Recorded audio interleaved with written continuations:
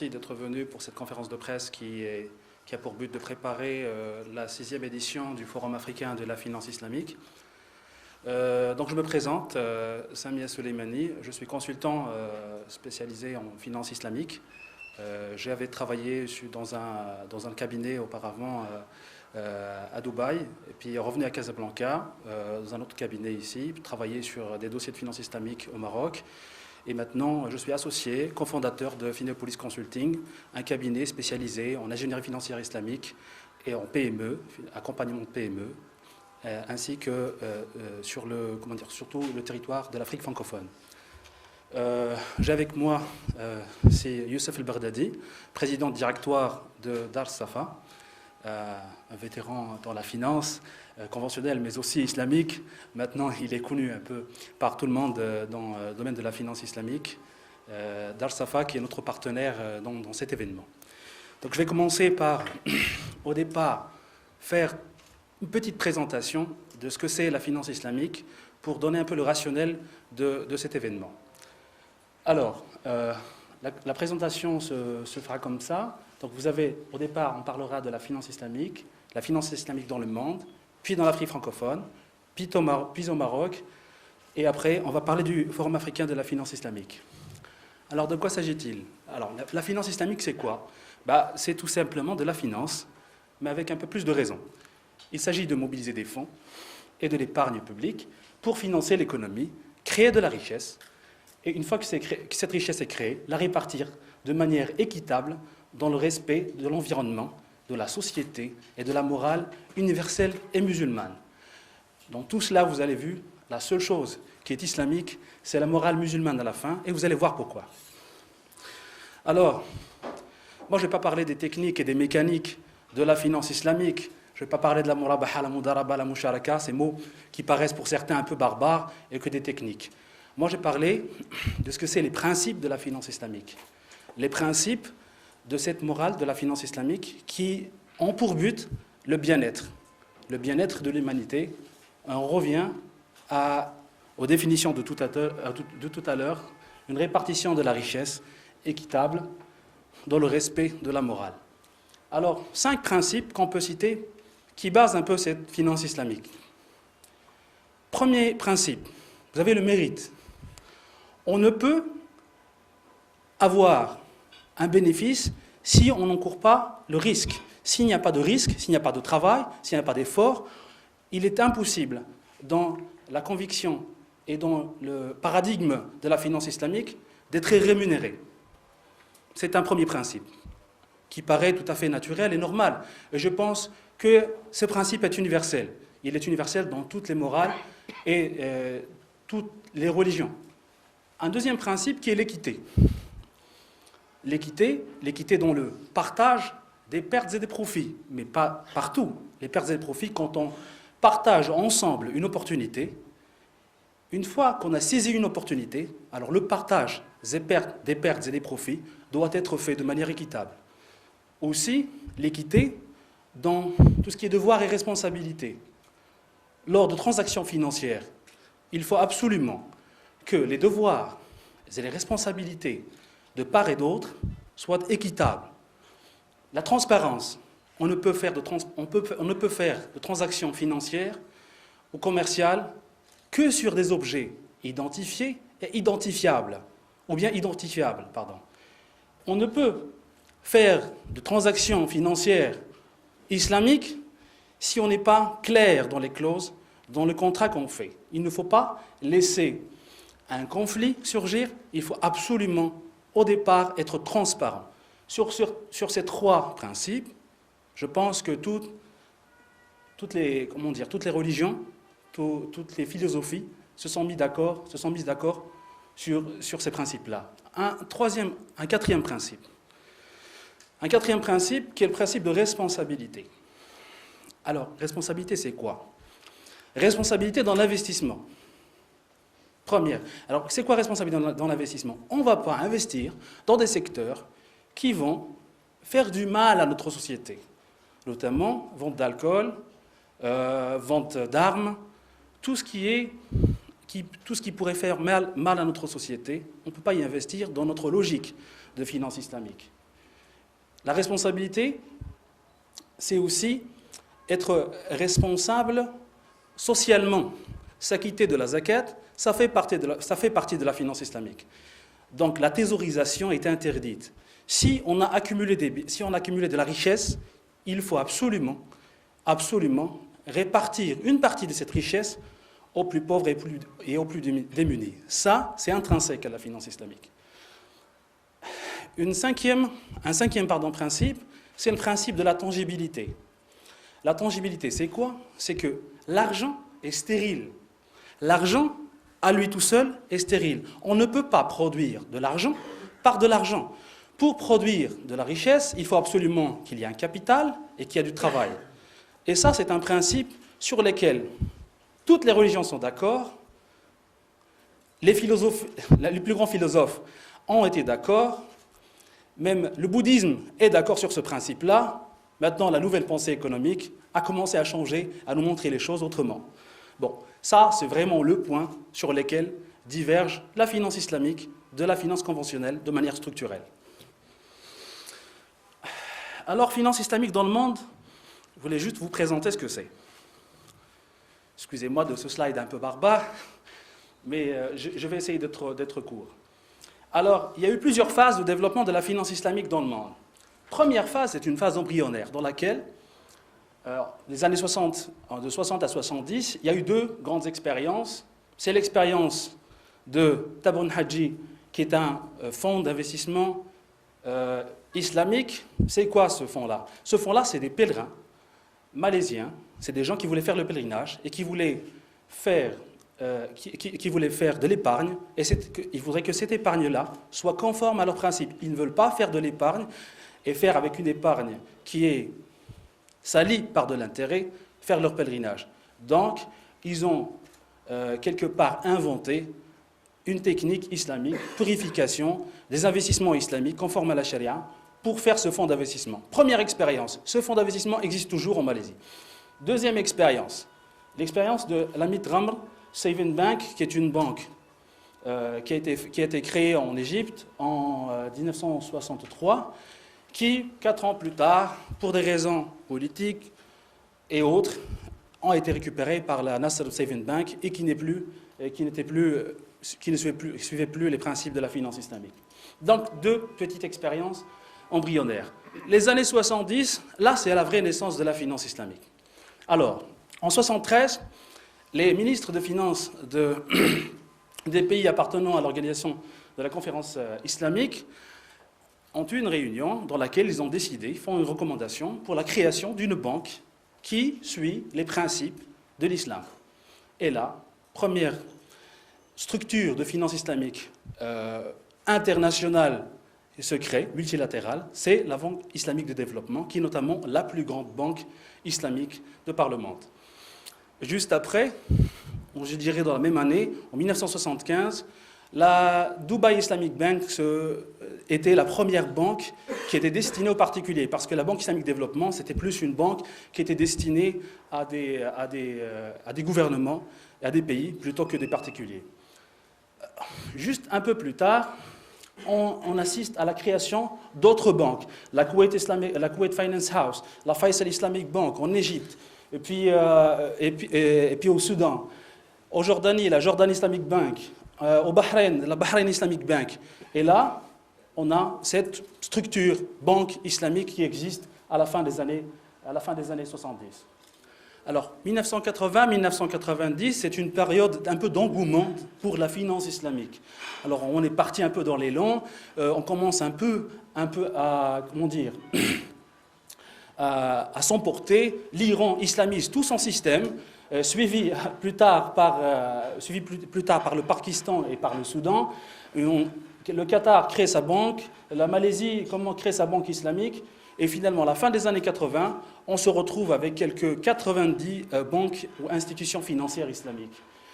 Des années 90-2000, on commence à voir un peu plus de la sophistication, de la changement dans la qualité de ces banques-là, de ces institutions financières islamiques.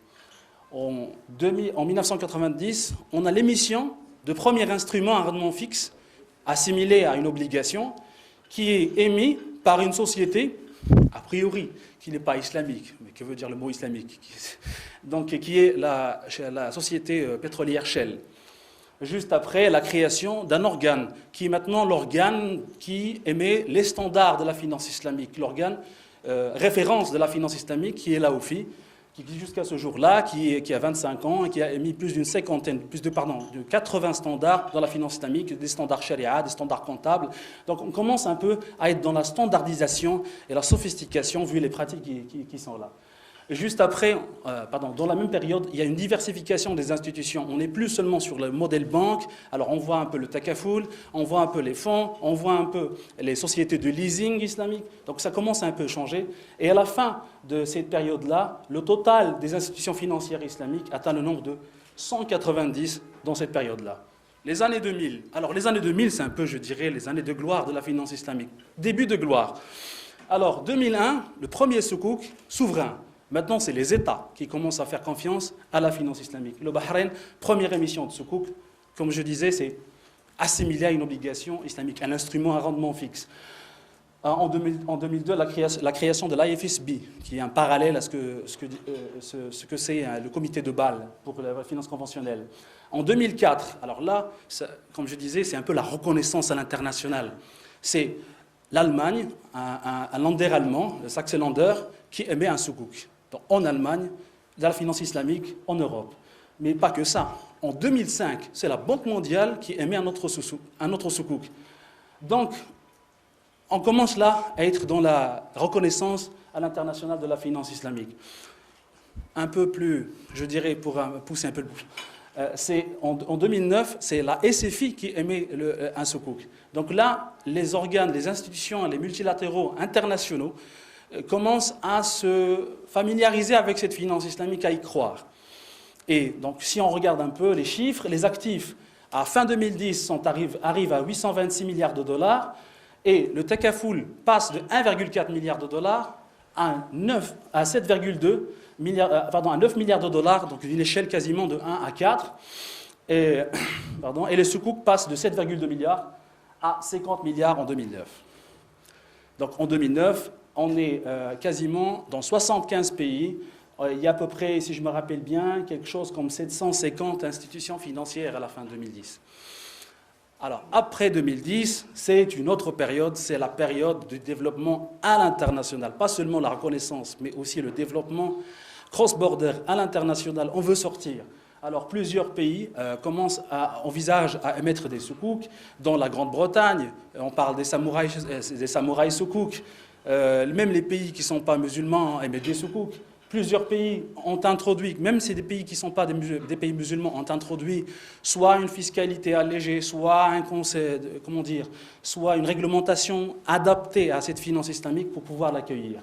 Donc on assiste aussi à l'émanation de banques internationales de renommée, je ne vais pas citer des noms, mais qui sont un peu dans plusieurs pays. Donc là, on passe à quelques 1000 institutions financières islamiques au début de 2010. Alors, quelques chiffres, juste pour situer un peu ce que c'est cette finance islamique. À l'instant, on a plus de 1000 institutions financières islamiques dans le monde. On a quelque chose comme 1800 milliards de dollars d'actifs financiers islamiques, qui représentent quelque chose comme 1,15% du total des actifs financiers mondiaux. Donc le phénomène commence un peu à prendre de la taille, avec une croissance, donc un taux de croissance composé de 17%. On a maintenant plus de 21 banques qui ont, dont le capital dépasse 1 milliard de dollars, et une banque islamique, notamment la Banque islamique de développement, qui est un capital de plus de 10 milliards de dollars. De plus, si on regarde un peu la structure de cette finance islamique, comment elle est positionnée dans le monde, on a quasiment 80% des actifs financiers islamiques qui se trouvent dans les pays qui s'appellent Kismut. Ici, c'est le Qatar, l'Indonésie, la Malaisie, l'Arabie Saoudite, les Émirats Arabes Unis et la Turquie. Alors, juste des chiffres là pour vous montrer un peu ce que c'est l'évolution de cette finance islamique. Alors, vous êtes en 2009, juste après la crise, vous êtes à quelque chose comme 417 milliards de dollars. À fin 2013, on est à 778. C'est une échelle de... Alors, c'est de 1 à 2. quasiment l'industrie a doublé. Là, on parle seulement des actifs bancaires. Si on regarde un peu les soukouks, vous avez les émissions en 2008 qui sont de l'ordre de quelques 20 milliards de dollars. Là, on est à quelque chose a dépassé en 2012 beaucoup plus, à 130 et quelques milliards de dollars. Et puis on revient en 2013 à quelque chose un peu moins de 120 milliards de dollars. Mais ça, on peut l'expliquer par plusieurs raisons. Notamment, il y a quasiment quelque chose comme 40, un peu plus même, de des soukouk qui sont émis dans le monde, sont émis par le pays qui est la Malaisie. Et donc, il y a une sorte de désinvestissement du pays, donc, ce qui fait que le volume a baissé parce que la Malaisie elle-même, elle a baissé dans ce qui est investissement public pour développer l'investissement privé. Alors, je fais un petit exercice juste pour montrer un peu ce que c'est la finance islamique dans le monde. Les marchés de référence. Vous avez, j'ai pris trois pays types pour montrer un peu ce que c'est. Si on prend la Turquie, la part de marché de la finance islamique, c'est 5,1% à fin 2013. La Malaisie, un pays dont 61% seulement de la population musulmane, il est à 20%. Quand on prend l'Arabie Saoudite, le pays qui est, comment dire, le plus, qui se proclame en tout cas le plus islamique du monde, on est à 50%. Quelque part, le mot cannibalisation entre la finance islamique et la finance conventionnelle, quand on voit un peu ces chiffres, on comprend que ce n'est pas du tout le cas. Je fais aussi un petit exercice en regardant un peu les banques islamiques et les Islamic Window en termes de structure. Comment on propose la finance islamique dans ces pays-là? Et alors, on a vu qu'en fait, parmi, je ne sais plus combien, il y a 350 institutions, banques islamiques, qui proposent des services financiers islamiques. Il y en a 249 sur le total qui sont des banques à part entière, et le tiers seulement propose des Islamic Windows. Alors, je fais un focus sur l'Afrique francophone. Pour ça, je fais un peu d'histoire. Alors, l'Afrique francophone, la finance islamique, ça a commencé en 1983, création de la Best Bank, donc c'est une banque offshore qui s'est créée en Tunisie. Et puis, en 1981, il y a ce qu'on appelle Dar al-Mal Islami, qui est une holding bancaire qui se crée donc, au Luxembourg pour investir en Afrique. En un coup, 3 pays. On est sur le Sénégal, on est sur le Niger et on est en Guinée. Donc, 1983, on a quelque chose comme 4 banques en Afrique. 1985, il y a une banque qui se crée en Mauritanie, notamment c'est le groupe El Baraka qui a ouvert la BAMIS, qui s'appelle maintenant Banque El Wafa. 91, la création de la première banque islamique en Algérie, notamment la banque El Baraka. En 96, le Maroc sort du lot et fait son premier OPCVM islamique, qui n'a pas été vendu en tant que tel, en tout cas, il a été vendu en tant que fonds éthique, qui est fait d'ailleurs par Wafa Gestion. Donc, qui existe toujours, à Cap Moucharaka. L'année 2000, alors, on passe maintenant, fonds OPCVM, on passe au Takafoul. Première assurance islamique qui se crée en Algérie. 2000 à 2010, il y a un peu le vide. Et pour cause, il y a plusieurs changements à ce moment-là. En 2010, là, on commence à avoir une autre période. La période 2010-2014, enfin 2015, c'est une période assez spéciale. Alors, maintenant, on voit des banques nationales qui commencent à se créer.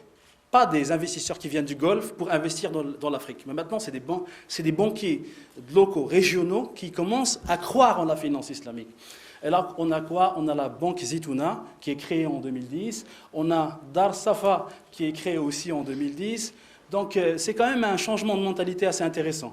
En 2011-2012, quasiment tous les pays commencent à revoir leur cadre juridique, réglementaire, fiscal, pour s'adapter à cette finance islamique. Comment peut-on, nous, profiter, musulmans ou pays musulmans, profiter de cette finance islamique? 2014, le premier soukouk dans l'Afrique francophone, qui est le soukouk du Sénégal, qui est émis au Sénégal, qui vient d'être émis en 2014. Alors, en 2014 aussi, il y a des lois qui sont votées concernant les banques, l'assurance, les soukouks, les marchés de capitaux, partout en Afrique. Exemple du Maroc, la Tunisie pour le Takafoul, un peu partout, il y a des lois qui sont votées, et on arrive quelque part à la fin de cette période de conception des lois pour permettre à la finance islamique de rentrer et de l'adopter dans l'Afrique francophone. Mais je reviens aux chiffres aussi, je reviens encore aux chiffres. Alors, qu'est-ce qu'on a comme... c'est quoi la finance islamique en Afrique? Alors, si je regarde le pourcentage des actifs bancaires, des actifs financiers, islamiques africains par rapport aux actifs mondiaux, sur les soukouk, on est à 0,6%, sur les banques islamiques, on a quelque chose à 2,4%, sur les fonds islamiques, 2,8%, on est quelque part à quelque chose comme 5% seulement.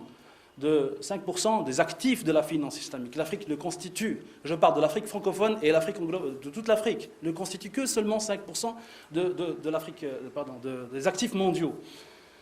Et pourquoi? Je regarde le Maroc, la Tunisie et le Sénégal. Le même exercice qu'on a fait tout à l'heure par rapport à la part de marché. Alors, part de marché au Maroc, c'est un peu moins de 1%. La Tunisie, un peu moins de 2%. Le Sénégal, 6,51%. Regardez un peu la date de début, de démarrage de la banque islamique, de la finance islamique.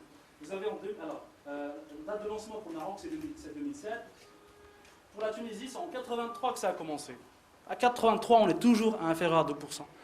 Au Sénégal, c'est en 83 que ça a commencé. On est toujours à 6,51%. 6,51%, c'est un bon chiffre. Parce qu'en 2011, ils étaient à 0,5%. Pourquoi en 2011? Parce qu'en 2011, c'était donc la fin de cette période, comme je disais tout à l'heure, on est un peu là, là ça commence un peu à bouger. Donc il y a des institutionnels, une approche, on croit plus à, à la finance. Même les investisseurs de ces banques-là qui existent au Sénégal ou aux autres pays ont changé. Alors, excusez-moi. Alors, je disais donc, qu'est-ce qu'on regarde? Un peu, quelque chose comme 18 institutions financières islamiques en Afrique francophone, si on compte les banques et les assurances. Pour l'année 2015, on prévoit quelque chose comme 7 nouvelles institutions financières islamiques qui vont se créer. C'est quand même un bon chiffre, hein, Inch'Allah. Si jamais ça se passe comme ça, c'est quand même un très très bon chiffre pour le Maroc. Mais il faudrait aussi que ça s'inscrive dans la durée et pas seulement dans l'opportunité.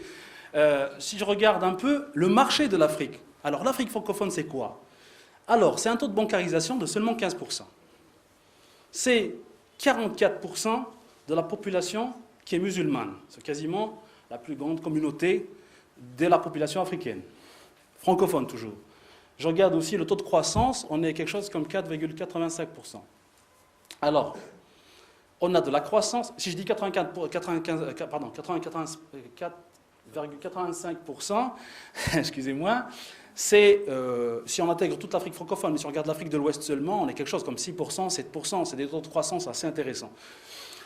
Donc on a un bon marché, on a de la population, on peut mobiliser des fonds, tout s'apprête, tout se donne pour que la finance islamique réussisse au Maroc. Pardon, en Afrique francophone. Et au Maroc aussi. Maintenant, je regarde le Maroc. Un petit focus sur le Maroc. Alors, toujours l'exercice de l'histoire. Alors, en 85, il y a eu 2 groupes qui ont demandé un agrément de finance islamique au Maroc. C'était, si je me rappelle bien, le Kuwait Finance House et Dalal Baraka. En 90, il y a une grande conférence en fait, sur la finance islamique qui est tenue sous l'égide du roi Hassan Tali. Et 91, Wafa Bank demande l'agrément pour faire un Islamic Window, qui ne va pas être donné. 96, comme je disais tout à l'heure, le premier fonds OPCVM, conforme à la Sharia, qui est Cap Musharaka, comme j'ai expliqué tout à l'heure, c'est quand même le premier fonds donc, islamique de la région. Et puis plus rien jusqu'en 2006. Donc quelque part comme 10 ans, une petite décennie, où rien ne se passe sur le niveau de la finance islamique. En 2006, il y a la loi bancaire amendée 3203 qui autorise aux opérateurs de faire de la finance, autrement on dit, les opérateurs peuvent recourir à d'autres instruments, mais sans parler explicitement de ce que c'est ces instruments-là. En 2007, on explicite, en parlant dans les circulaires de la Banque du Maghreb, on parle de 3 produits qui seront appelés produits alternatifs.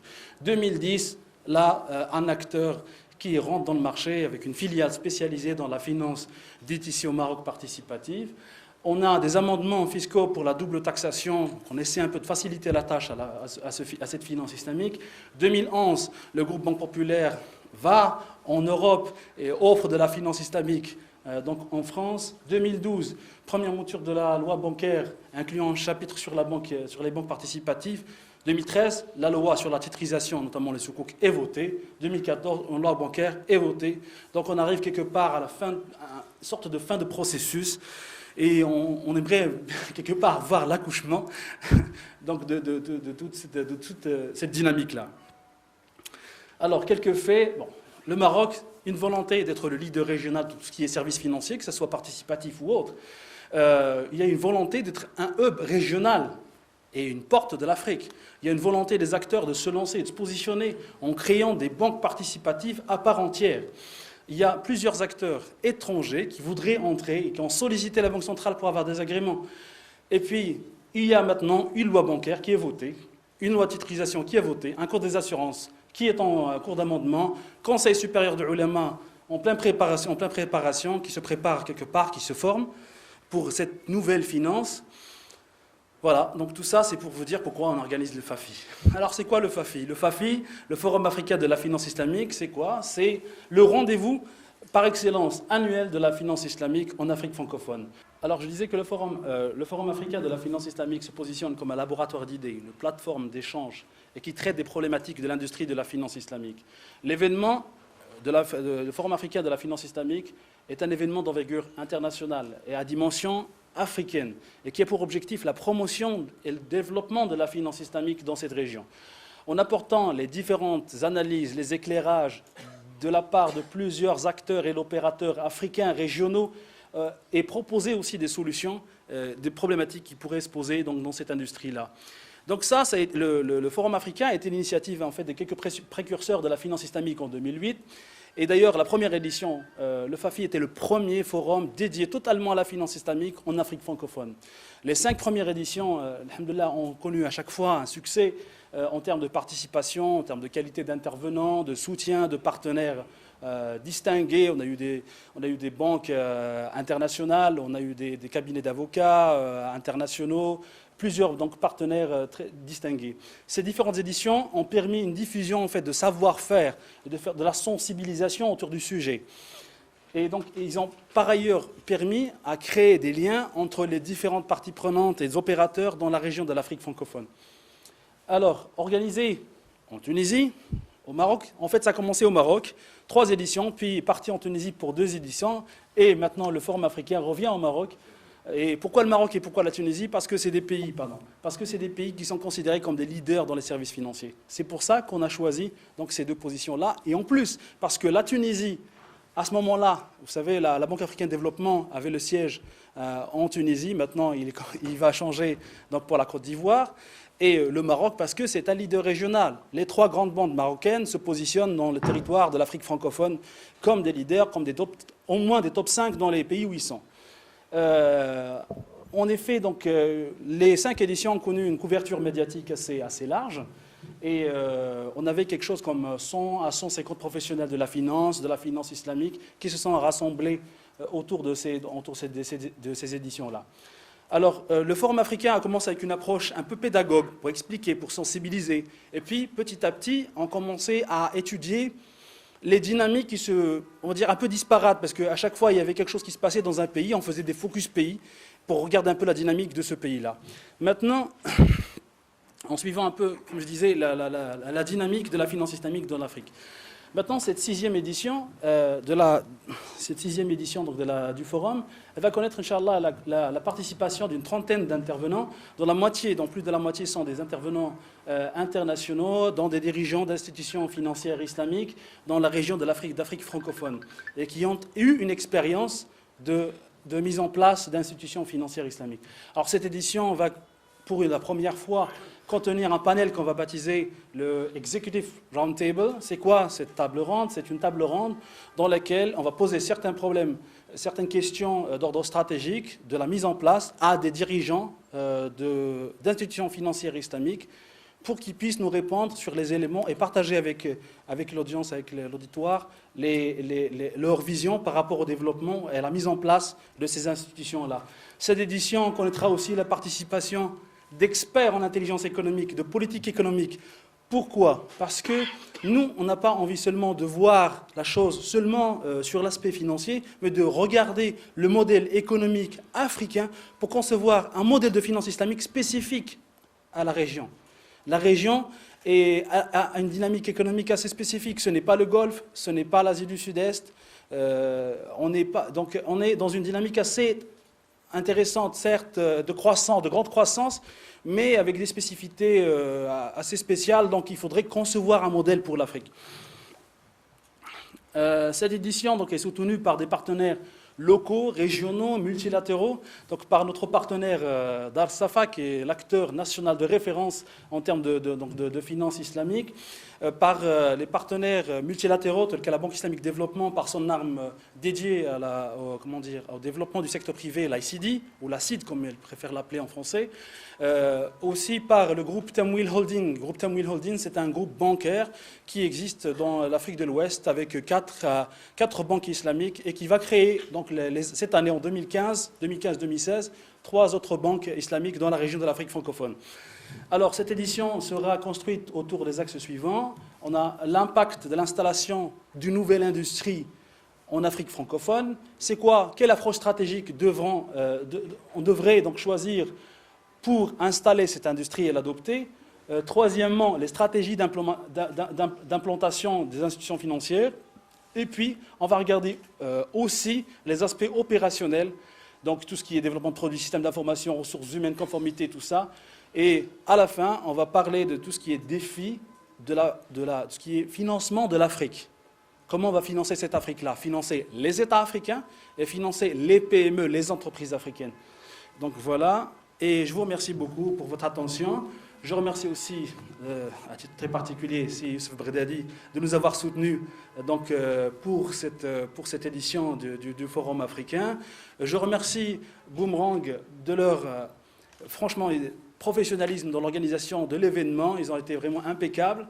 Je vous remercie beaucoup d'être venus. Merci. Et donc, à vous les questions.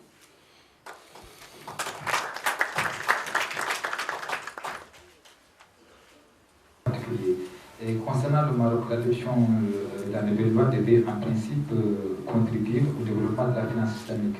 Mais beaucoup de gens sont aujourd'hui un peu déçus de voir que le modèle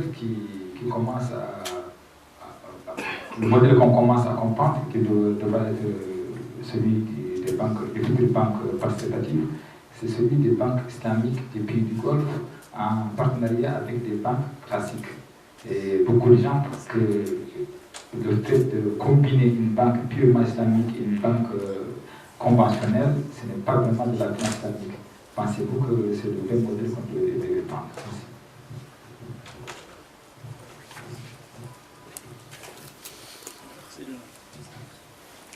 Alors, je vais répondre à la première question. La deuxième question, je la laisserai pour aussi le redire. La première question, c'était par rapport au développement de la finance islamique en Afrique et pourquoi, quelque part, c'était un faible développement. Alors, moi, je trouve qu'il y a plusieurs raisons. En 1933, quand la première banque islamique, ou les premières banques islamiques ont investi le territoire de l'Afrique francophone, il y a eu une sorte d'amendement de loi pour, quelque part, autoriser donc, ces banques-là. Le problème, à mon sens, ce n'était pas un problème plus, on va dire, juridique. Le problème, c'était un problème du modèle d'installation. Est-ce que, parce que dans ces années-là, même les services financiers en général, je dirais, c'est comme un business. Quand vous ouvrez un business, il y a des gens qui sont un peu plus professionnels que d'autres, ce qui fait qu'on réussit mieux que d'autres.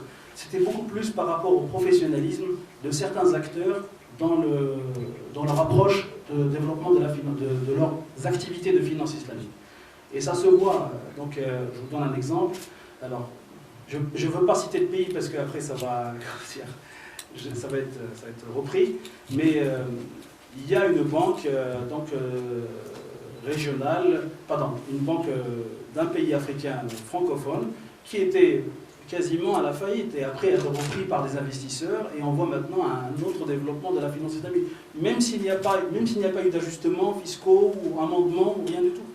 Donc c'est aussi l'approche entrepreneuriale. Il y a aussi un autre élément, c'est qu'avant c'était des groupes qui venaient du Golfe ou de pays des étrangers pour investir en Afrique. Maintenant on voit plus des acteurs nationaux, donc ils connaissent le marché, et qui connaissent très très bien le marché, leur territoire, et ce qui leur a permis en fait quelque part de réussir. Ça c'est un élément de réponse même pour la deuxième partie, c'est-à-dire réussir la banque islamique en partenariat d'une banque, comment dire, conventionnelle nationale avec une autre qui vient de l'étranger. Je voulais avoir une précision par rapport à la question. Est-ce que vous, par rapport à la question, est-ce que c'est par rapport à l'aspect, on va dire, sharia, ou bien par rapport à l'aspect commercial ou de l'aspect sharia? Alors, donc, bon, la réponse est toute simple. Toutes les banques qui vont être créées vont déposer une demande d'agrément auprès de la Banque centrale, qui, elle, s'appuiera sur le Conseil supérieur des oulémas, c'est lui qui va, on va dire, amender, sur le côté chariatique, amender ou autoriser la création de la banque, donc d'une banque. Donc, et dans cette demande d'agrément, il y a bien sûr la définition des investisseurs et des banques qui vont créer donc cette nouvelle banque. Donc, par rapport à l'aspect chariatique, on laisse, c'est-à-dire aux spécialistes du sharia, c'est exactement le Conseil supérieur des oulémas qui va se prononcer sur la véracité de la création de la banque. Mais ça, c'est le premier point. Le deuxième point, ce que je voulais aussi rappeler, c'est que les banques que M. Souleymani a tout à l'heure présentées de par le monde, il y en a beaucoup qui se sont transformées. C'est-à-dire que ce sont des banques qui étaient des banques conventionnelles, mais qui se sont transformées, et le comité, le Sharia Board, le comité donc Sharia des pays concernés ont bien autorisé cette transformation. Donc il y a certes, c'est-à-dire par expérience, et on a été dans beaucoup de pays, on a été dans beaucoup d'expériences dans lesquelles soit c'est effectivement une transformation, ou bien exactement ce qui va se faire au Maroc, c'est la création de banques participatives qui émanent de grands groupes financiers. Et ce qui s'est passé même au niveau de l'Arabie Saoudite, même au niveau de la Malaisie, mais ce qui se passe aujourd'hui au niveau même de la Libye qui a annoncé que toutes les banques doivent être des banques islamiques d'ici la fin 2015. Et donc c'est quelque chose qui est tout à fait courant, et donc et ça suit normalement le cours normal. Et encore une fois, on ne s'immisce pas dans les spécialités du Conseil supérieur de l'ouléma qui a lui le dernier mot pour autoriser ou non la création de banque. Aujourd'hui, les premières expériences qui ont commencé à émerger ont démontré que les taux d'intérêt, enfin disons donc ce qui système de fonctionnement, fait que les gens sont très simples. Il vous dit que j'achète un bien à 600 000 dirhams, je suis au bout de 5 ans, je le rembourse à 1 300 000. Donc, quelle est la différence entre un système de finances islamique, quel est mon intérêt en tant que consommateur, tout bêtement et tout simplement, en dehors du fait de dire que cet argent a été fructifié de manière halal, qui n'a pas été investi dans le haram, etc.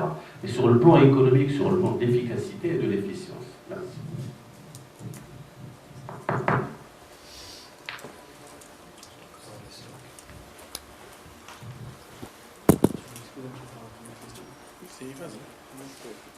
Donc je réponds seulement à la première question qui est notamment l'arbitrage. Comme vous êtes en train de comme vous avez posé, sur la question que vous avez posée sur l'arbitrage entre la pluralité et les conseils supérieurs de l'ouléma. Alors, le conseil supérieur de l'ouléma est maître en matière. Tout ce qui est conformité à la charia, que ce soit pour la finance, pour l'économie, pour quel que soit l'élément qui se rapporte à la charia. Ça, c'est quelque chose de constitutionnel, sur lequel il n'y a pas débat. Par contre, laissez-moi continuer. Ce n'est pas une boîte noire. Juste la semaine dernière, le secrétaire général de l'AOFI, qui étant donc l'organe qui émet les normes Sharia au niveau international sur tout ce qui est finance islamique, vient de visiter le Maroc et a visité donc la Banque centrale. Il y a eu plusieurs discussions avec le Conseil supérieur de l'ouléma qui vont visiter le Bahreïn et vont visiter donc, l'AOFI. Et il y a apparemment donc, des discussions entre eux pour s'inspirer, ou ne serait-ce que regarder les travaux de l'AOFI en termes de conformité à la Sharia pour la finance islamique. Donc ce n'est pas du tout arbitraire. Et connaissant les ulémas qui sont dans le Conseil supérieur des ulémas, je ne pense pas du tout que leur travail est arbitraire, mais du tout. Donc juste par rapport à cette première question, ce n'est pas une boîte noire. Pourquoi ? Parce que quel que soit l'avis qui est émis, c'est un avis qui est expliqué par plusieurs raisons. C'est toute une explication sur le fait, sur le usul, pourquoi ceci est autorisé ou n'est pas autorisé. Voilà, donc, il n'y a pas de norme préétablie. C'est-à-dire l'investisseur. Moi, demain, je veux devenir investisseur dans ce domaine. Vous parlez d'industrie, de la finance islamique. Exactement. Alors, quand je veux faire un business plan, il me faut un certain nombre de normes avant d'investir. Est-ce qu'il y a aujourd'hui, de la part de ce Conseil supérieur des ulémas, des normes sur lesquelles on pourrait éventuellement se baser pour faire nos calculs de rentabilité, de profitabilité, est-ce qu'il y a des normes en dehors du fait que l'avis certainement sera motivé, sera écrit, refus ou acceptation? Peut-être que je ne me suis mal exprimé. Donc il y a des normes internationales. Ces normes internationales qui sont, je dirais, appliquées à peu près partout dans le monde. Le Conseil supérieur de l'ulama va la regarder, va peut-être s'en inspirer, il va faire son choix. Il est maître dans son choix par rapport aux normes. Maintenant, l'émission des normes, tout ça, c'est le rôle du Conseil supérieur de l'ulama. Nous, on ne peut pas se prononcer à sa place. Donc ça, c'est par rapport à la première question. La deuxième question, c'était par rapport à l'efficacité économique. Oui. Allez, pour compléter ce qu'il vient de dire, donc le Conseil supérieur de l'ulama, c'est-à-dire il y aura un organe qui sera donc entre Banque Morale et le Conseil supérieur de l'ulama. Le Conseil supérieur de l'ulama, il y a un nombre, 7, je pense, 7 membres dans une commission, c'est composé de 11 personnes, dans lequel il y a 7 Conseil supérieur de l'ulama, et puis il y a 4 techniciens qui sont spécialisés dans la finance participative. Et l'ensemble, c'est lui qui va se prononcer sur les techniques à mettre en place, sur les produits, sur un certain nombre de normes. Donc, c'est pas seulement côté, on va dire, Sharia et islamien, mais aussi le côté technique qui est intégré. Et c'est vraiment ce collège qui, lui, va étudier tous ces aspects-là. Ça, c'est le premier point. Le deuxième point, par rapport au côté Sharia, il y aurait des comptes rendus. C'est comme aujourd'hui, il y a un audit normal qui est dans toutes les banques et toutes les institutions qui rendent compte à la Banque centrale par un rapport d'audit régulier. Les finances participatives auront 2 rapports. Le rapport d'audit normal, c'est-à-dire de la pratique bancaire normale, et il y aura un deuxième rapport qui est le rapport de l'audit Sharia. Et ça, c'est aussi important, on va dire, qui répond à la question de est-ce que la banque ou l'institution respecte bien les normes chariatiques qui sont installées. Donc ça, c'est une précision que je voulais apporter et pour dire que ce n'est pas seulement le Conseil supérieur de l'ulama qui s'enferme, mais c'est vraiment on va dire, un collège qui est installé et qui est donc en collaboration avec la Banque centrale pour assurer la partie technicité et la partie fiqh de la chose. Voilà, maintenant par rapport à... D'abord, on n'a pas encore une expérience de la finance de la banque participative. Il n'y a pas encore de banque. Nous avons aujourd'hui la seule expérience qu'il y a, c'est l'expérience de la Safa qui est une société de finance. Et la banque, ce n'est pas seulement les finances. Mais je vais répondre à la question, mais la banque, c'est tout un ensemble. C'est pas seulement un produit, aujourd'hui, la Safa commercialise. Non, la banque, c'est tout un ensemble. Et c'est ça, aujourd'hui, ce que nous sommes en train de mettre en place donc, au sein du Maroc, et par rapport à la loi qui est votée, etc.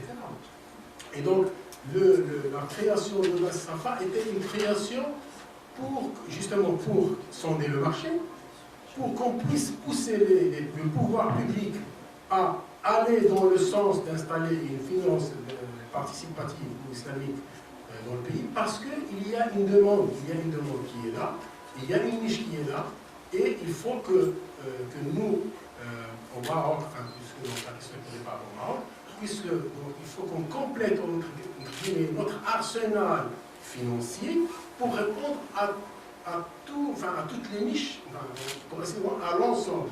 Donc là, ça a été créé justement pour répondre à un besoin qui est là, qui est des personnes, et c'est pour cela que nous avons des clients, même si nous sommes légèrement plus chers, parce que les chiffres que vous avez donnés sont des chiffres qui datent de 2013, ce n'est pas les chiffres que nous venons ce n'est pas on va dire, la marge financière qui a beaucoup baissé par rapport au lancement, parce que quand ça a été lancé, on ne connaissait pas le marché, on ne connaissait pas le risque, c'est important parce que c'est une nouvelle industrie, mais au fur et à mesure, on est dans l'apprentissage, et au fur et à mesure, il y a des listes de prix qui sont installées. Et pour aussi, pour vous éclaircir sur un point important par rapport à puisque vous faites la comparaison, sachez que la finance, on va dire, d'Al-Safar, ou bien la finance islamique, elle ne profite pas des produits accessoires qui viennent des intérêts de retard. Que la banque islamique ou d'Al-Safar, etc., ceux qui commercialisent des produits alternatifs ou des produits financiers islamiques, ne profitent pas, même si on oblige les clients qui sont dans la capacité de régler, de donner des pénalités, mais ils ne sont pas dans le PNB de la société. Et donc c'est tout à fait normal que quand on veut faire un business plan, vous l'avez dit, quand on veut faire des projections, on tient compte d'un certain nombre de paramètres qui nous permettent de dire est-ce que la rentabilité elle est là ou pas là. Et sachez qu'un des produits accessoires, ça peut aller jusqu'à 25% de la rentabilité de société de finance. Voilà ce que je voulais dire. Et puis c'est une nouvelle industrie, c'est tout à fait normal que au début il y a cette crainte. Ça c'est le premier point. Le deuxième point qu'il faut aussi mentionner, et ça aussi c'est le rôle, c'est notre rôle qui était à Al-Safar, c'est par rapport à la neutralité fiscale. Nous n'avons pas la neutralité fiscale jusqu'à présent. Et ça aussi, je demande aux journalistes de militer pour ça. Aujourd'hui, quand un client, quand le produit que vous avez cité, qui est le produit Mouabaha, ben le client, il paye double on va dire, imputation sur la conservation. Et c'est pas normal. C'est pas normal. Et ça vient s'ajouter sur les coûts. Et avant, au début, c'était l'enregistrement et la conservation.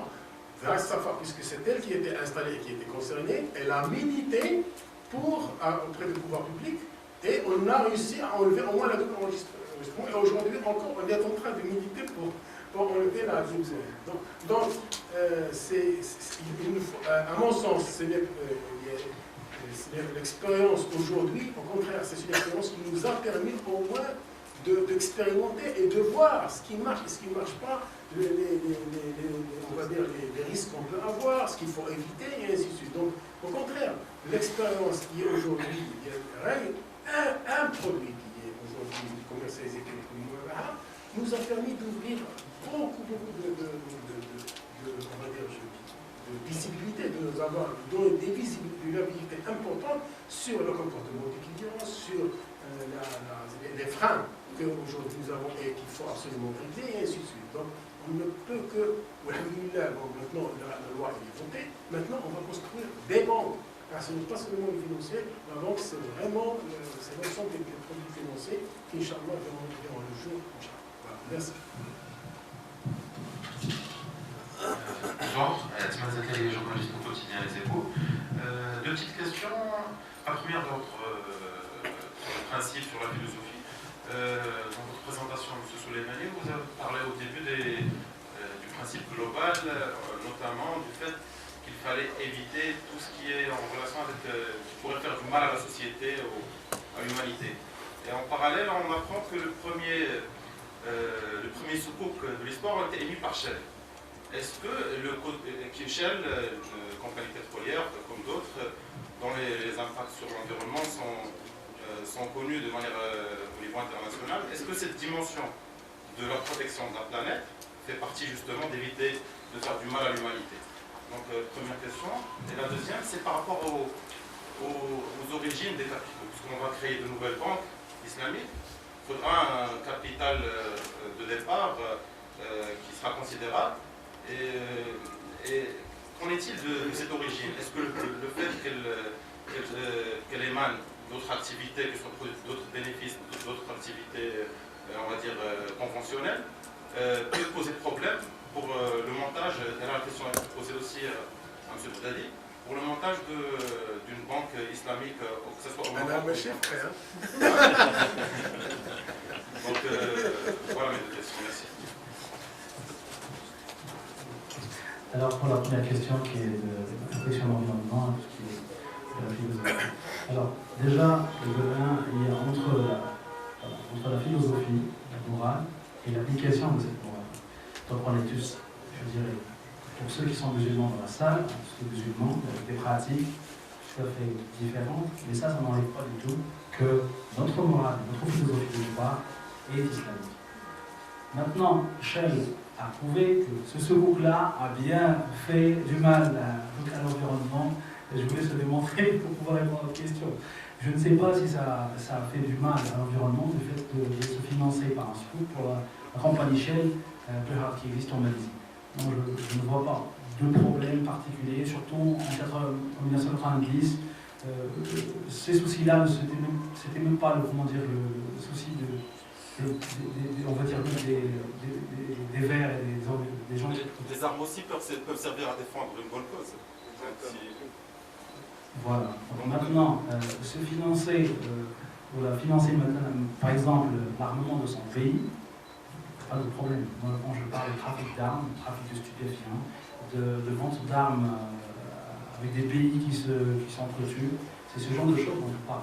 Tout ce qui est faire mal à la société. C'est pas le fait de se défendre, c'est pas se faire mal à la société. Donc, tous ces policiers, il faut quand même qu'ils aient des armes, n'est-ce pas? Donc ça, c'est la première chose. La deuxième chose, par rapport à la conformité et l'origine des fonds. Donc, déjà, dans la philosophie islamique, on ne va pas poser la question d'où viennent les fonds. C'est que quand il y a une preuve que ces fonds-là viennent de choses interdites, telles que l'intérêt, telles que le vol, telles que plusieurs armes de stupéfiants, où on va dire non, c'est pas autorisé ou c'est autorisé.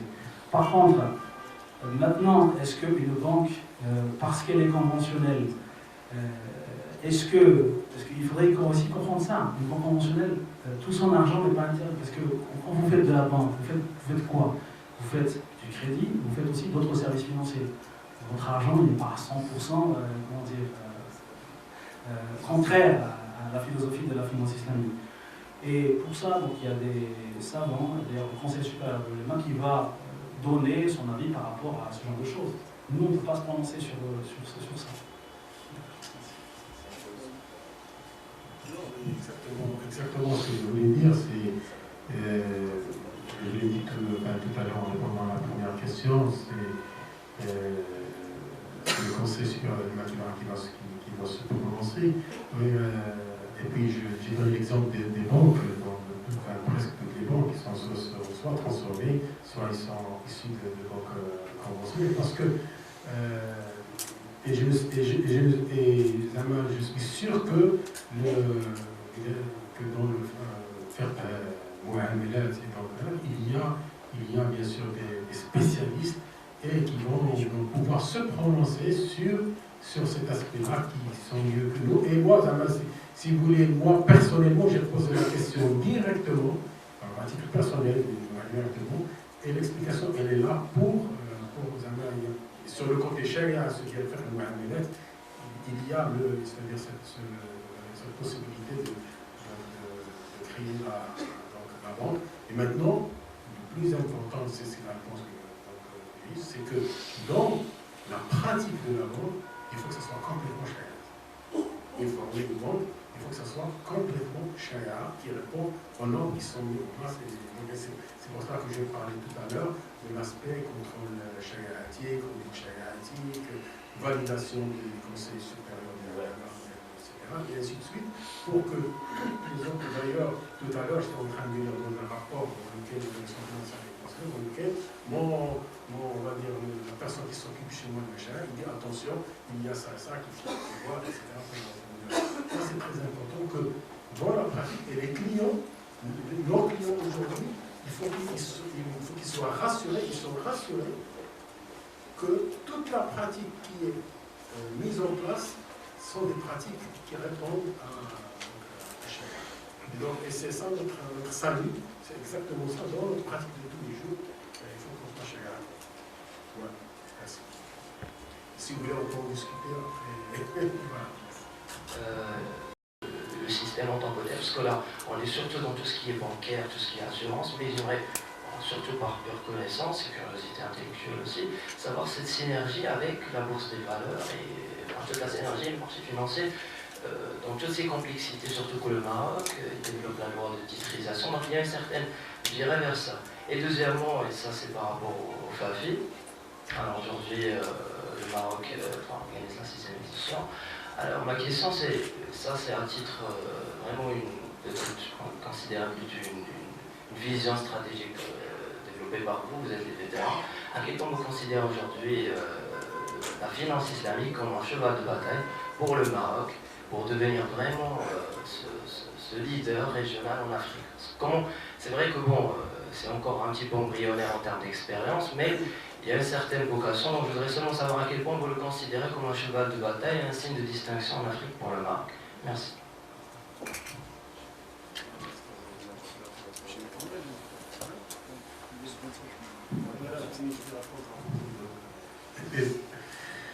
Bon, dans cette question, il y a plusieurs questions. Pas deux. Ah oui. Bon, effectivement, je vais aller parler. Effectivement, ce que vous voulez dire est très important. Aujourd'hui, si nous, à Safa, choisissons à ce moment-là d'apporter notre soutien à ce forum, c'est effectivement parce que nous pensons que le Maroc a un rôle important à jouer dans la finance participative sur le continent africain et surtout le continent africain francophone. Et moi, j'élargis, justement, c'est ça ce que l'on souhaite, c'est que le Maroc soit le hub francophone de la finance participative. Et nous avons tous les moyens. Le francophone, pas seulement africain, mais francophone. Et nous avons tous les moyens. Pourquoi? Parce que déjà, nous avons un système financier le plus solide sur le plan africain. Nous avons un système financier qui se respecte, qui a vraiment qui a déjà fait preuve de solidité avec les différentes crises que nous avons traversées, et donc c'est très important. Donc nous avons une base qui est solide. Et donc la finance participative vient compléter ce système financier. Et puisque nous avons, on va dire, le Maroc a une avancée considérable dans tout ce qui est service. On le voit, et notamment le service financier, on le voit, nos banques, les 3 banques leaders marocaines, s'exportent facilement et sont très bien installés dans les pays africains, notamment francophones. Donc nous avons, on va dire, cette chance d'avoir ce positionnement, d'avoir ces compétences, nous avons des compétences, d'avoir cette banque centrale, un système financier qui est solide, et donc nous avons tous les outils pour qu'on puisse être le hub francophone. Donc nous n'avons qu'à accélérer la cadence par rapport à la mise à niveau, entre guillemets, la formation de cadres et de personnes qui seront dans cette industrie, qui vont être déployées dans les prochains mois après avoir donné la question, etc. Donc si on est dans une dynamique importante, on peut l'avoir, parce que je ne vois pas un pays dans la zone francophone qui a, on va dire, la capacité qu'a le Maroc aujourd'hui. Ça, c'est mon avis personnel. Ça, par rapport à l'aspect, on va dire, francophone, et même aujourd'hui, le FAFI est le bienvenu, parce que la loi est métropolitaine, nous sommes dans une dynamique, toutes les banques sont en train de travailler sur le sujet, et vraiment, c'est très important de le souligner. Alors, par rapport au côté technique, par rapport à la question technique, oui, nous, la finance participative va s'inscrire dans le système financier global. On entre tout seulement, tout doit être régulé par la Banque centrale. par quand j'ai dit la Banque centrale, y compris le Conseil supérieur de l'UEMOA, il faut que ces techniques et ces outils soient donc conformes. Et nous, le marché financier, que ce soit participatif ou bien conventionnel, c'est un marché financier qui répond à la logique financière. Et donc, on serait amené à être, c'est-à-dire dans les produits financiers boursiers, tout sera installé. Sachez que le bébé, il est en train de sortir. Par la suite, on va l'habiller, Inch'Allah, progressivement. Voilà, si tu veux ajouter quelque chose. Alors, par rapport à l'inclusion, inclure la finance islamique dans le système financier régional. Vous savez, en finance islamique, il ne s'agit pas seulement de financer des ménages des PME, mais il s'agit aussi de donner aux clients des produits de placement. Ces produits de placement seront, entre autres, des fonds en PCPM qui vont investir dans la bourse. C'est pour cela, pour la dynamiser, pour trouver donc, des investisseurs qui veulent, qui croient dans ces sociétés, il faudrait mobiliser l'épargne marocaine qui n'a pas pu être mobilisée par les techniques de finance conventionnelle. Maintenant, donner plus de produits, diversifier les produits, donner des produits qui s'enchaînent avec compliance, ça va donner un peu plus de profondeur, plus de fonds pour investir dans ces sociétés-là. Pas que ça, il y a aussi la partie sukuk. Maintenant que la retitrisation est passée, on pourrait financer la grosse PME et les grandes entreprises par des sukuk, c'est-à-dire c'est des titres participatifs à rendement fixe ou variable. Et donc, ça va créer de la dynamique autour de la finance islamique et dans le système financier, dans ce système financier marocain. C'est une nouvelle chose à prendre encore dans le système financier marocain. Ça, donc c'est une chose. Deuxième point, par rapport au leadership marocain et la place du Maroc dans la région. Vous avez dit une chose, avant ça, vous avez dit les Européens, ils ont cru en la finance islamique parce que la finance islamique, pour eux, c'est quelque chose de... Peut-être, moi je ne pense pas. Je pense que les Européens, comme les Américains, comme plusieurs autres investisseurs, sont avec une approche business. Donc, ils cherchent des investissements, vous voulez investir selon la finance participative, selon la technique que vous voulez, du moment que moi, je m'en sors, donc je suis prêt à faire tout ce que vous voulez. Donc ça c'est une chose qui est très intéressante. Donc, c'est d'ailleurs cette approche business qui a pu permettre à la finance islamique de se développer dans les pays non musulmans. C'est dans nos pays musulmans que notre approche à la finance islamique est à la fois business et philosophique, et quelque part politique.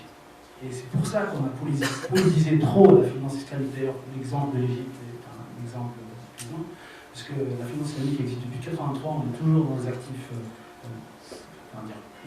ça s'est pas vraiment développé. Il y a pas beaucoup de banques qui a fait ça, il y a la Faisal Islamic Bank qui est là-bas. Et donc finalement, on a trop politisé la chose, et on n'a pas pris la chose dans son aspect business. Ça, c'est une autre par rapport à ça. Par rapport à l'élément de hub financier que le Maroc souhaite devenir. Alors, vous avez d'une part des fonds qui sont dans le Golfe. Ces fonds-là, et anglophones, a pu récupérer certains de ces fonds-là.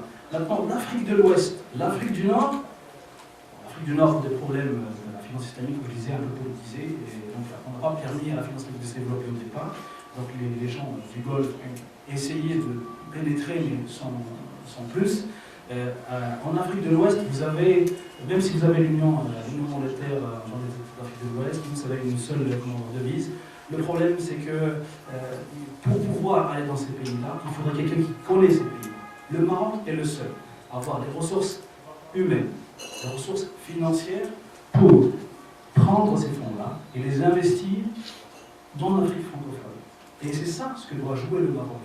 C'est ce maillon-là que doit jouer le Maroc, c'est essayer de vendre l'Afrique et investir en Afrique. Il y a ces acteurs régionaux, notamment les 3 grandes banques marocaines qui sont partout en Afrique francophone. Voilà, on prend une seule question et...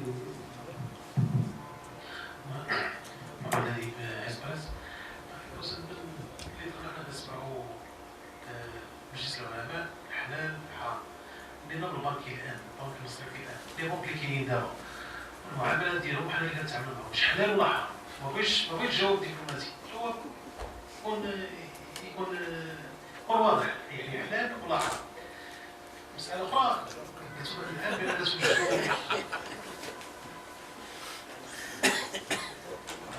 أخرى تم إقحام المجلس العلمي في المسألة هذه باش يحدد التاني واش حلال ولا حرام. هاد العلماء حنا عارفين التقنيه ديالهم عارفين عمرهم باش شافوا شي حاجه سميتها النظام المصرفي الإسلامي. دابا الأستاذ كيقول لنا بأن غادي يمشيو للبحرين غادي يشوفوا كيفاش ساسبيغي صافي ساسبيغي باش يجي يضربوا عليه كانوا.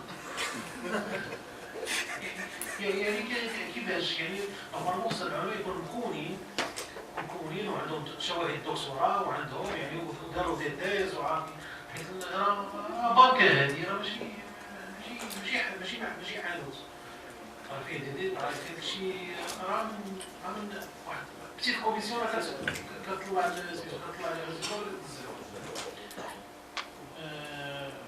مسألة أخرى كاين التجارب ديال البنوك الإسلامية في المشرق اللي هم مصدعين بها بزاف. كيبيع لك الدار بزاف الأستاذ ديالنا جاب مثال ديال الدار كديرها شي مليون يجي عاد شوف ما نبيعش لك بالربا غادي نبيعها لك كاش كدير 20 نبيعها لك ب 44 مليون. حنا عارفين في الإسلام بأن كاين الثلث. هذا الثلث واش يطبق ولا لا؟ وإلا كان الثلث واش حرام ولا حلال؟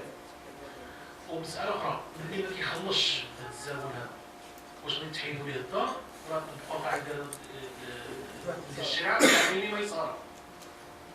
شكرا.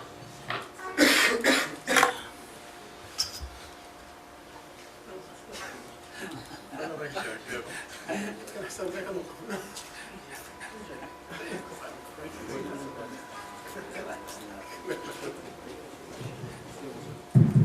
حسبنا وصحنا السؤال وقفنا قبيله. كتقول لك حلال وحرام. كمل مع السيد. أجوبة ثانية. هو الأمر واضح باش نكونوا واضحين.